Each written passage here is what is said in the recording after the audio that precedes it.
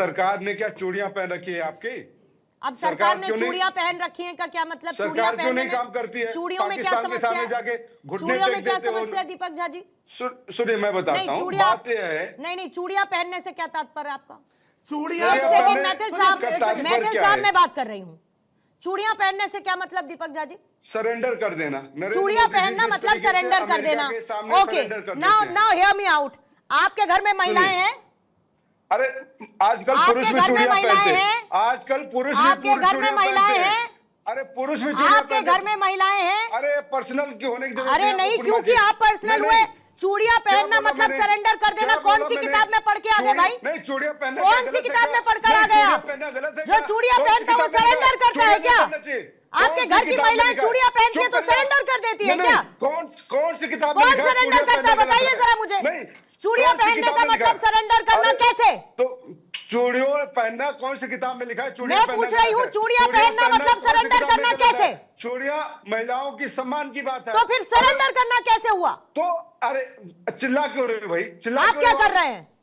चिल्ला आप क्या कर रहे हैं? ये बताइए, सवाल पूछिए कायदे से। पूछ या लिया। व्यक्तिगत आप कायदे से जवाब दीजिए, कायदे की बात करिए। चूड़ियां पहनना मतलब सरेंडर कर देना नहीं होता है ना साहब। आप इतना पहले जरा सुनिए मेरी बात, उत्तेजित हो रही सुनिए हैं। मेरी आप बात। बताइए, थोड़ा सा आपने दिमाग को चूड़ी बड़ा पहना है करिए क्या? दीपक झा जी, आपने चूड़ियां पहन थोड़ा रखी सा है दिमाग क्या? को बड़ा करिए। चूड़ियां नहीं, पहनने का आपने मतलब दिमाग को सरेंडर विस्तार करना करिए नहीं होता। और भाजपा की That's प्रवक्ता की तरह all। बात मत करिए। चूड़ियां नरेंद्र पहनना मोदी जी से सरेंडर सवाल करना नहीं करिए। होता। इसमें बीजेपी का नरेंद्र कोई मोदी लेना जी से देना सवाल नहीं, करिए इसमें कि समाजवादी एक पार्टी का संत कोई अगर लेना गौ देना हत्या नहीं, के लिए इसमें देश में कांग्रेस का कोई प्रयास लेना कर रहा देना है तो नहीं। नरेंद्र मोदी सीधी जी सीधी सी सरेंडर बात क्यों है, कर दिए? चूड़ियां गौ पहनने का हत्या के मतलब नाम पे सरेंडर संतों करना के नहीं ऊपर होता अत्याचार है। क्यों कर रहे हैं? बस इस बात पर नरेंद्र मुझे मोदी जी से ऑब्जेक्शन है। पूछिए। अगर आपको इस पर अनवरत बहस करनी है तो करते जाइए, लेकिन नहीं, चूड़ियां मैं भी- पहनने का मतलब सरेंडर करना नहीं होता, नहीं होता, नहीं होता। क्लियरली नजर आता है कि सोची समझी रणनीति है, स्ट्रैटेजिक चल रहा है सब कुछ।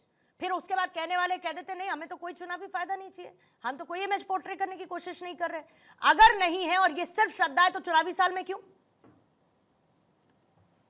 पूर्णिमा जी, आज दीपक जिस तरीके का बात कर रहे थे, संत सनातन और नारी के विषय में जो इनका चेहरा आया वो अचानक एक्सपोज हो गया।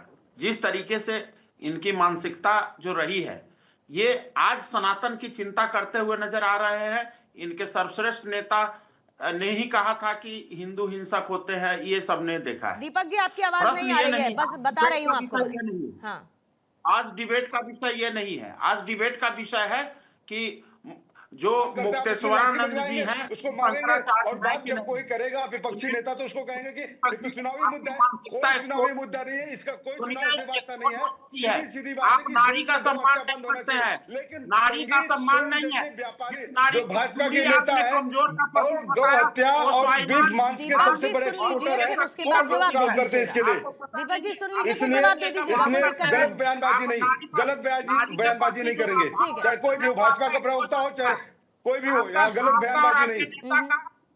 चूड़ियां पहनना एक श्रृंगार होता है, महिलाओं का श्रृंगार है। तो क्या सरकार अभी श्रृंगार थोड़ी करके देर बैठी पहले चूड़ियां पहन के? या तो अगर मैंने चूड़ियां- नहीं हाँ, नहीं या आप लोग तो पढ़े अरे लिखे हो कि दीपक जी नहीं? सुनिए फिर ना, बोलूंगा कि क्या जस्टिफाई नरेंद्र करना मोदी बंद जी की करिए, सरकार ने क्योंकि चूड़ी मैंने पहन आपसे रखी है? सीधा क्या सवाल योगी पूछा था आदित्यनाथ की चूड़ियां सरकार ने पहनने चूड़ी का पहन के रखा? मतलब, कि तो श्रृंगार आपने करके स्वयं बैठे कहा हैं? सरेंडर क्या करना। नहीं? किसी ने आपके मुंह में शब्दों को नहीं डाला, आपने स्वयं कहा सरेंडर करना।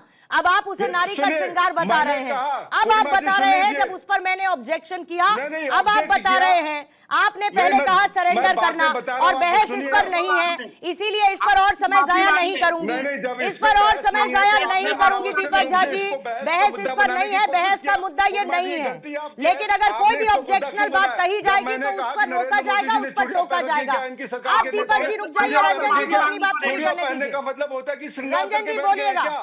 सत्ता में आके लोगों को काम करना रंजन जी पड़ता का है। ऑडियो आप श्रृंगार रखेंगे, करके दीपक बैठने जी की का जरूरत थोड़ी नहीं देर के होती लिए है। डाउन करेंगे। बोलिए रंजन जी।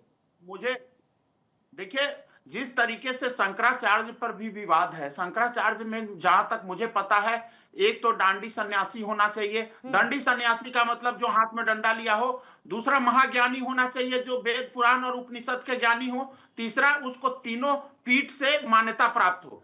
तो मुझे लगता है 22 सितंबर 2017 को इलाहाबाद हाई कोर्ट ने जो इनके जो ज्योति मठ है, ज्योति मठ के उस समय के तत्कालीन जो पीठाधीश्वर थे, जो स्वरूपानंद जी और वासुकानंद जी, दोनों को के शंकराचार्य के दावा पर उन्होंने खारिज कर दिया था माननीय न्यायालय ने। मुझे लगता है कि उसी पृष्ठभूमि से अब मुक्तेश्वरानंद जी अब उठ के आए हैं।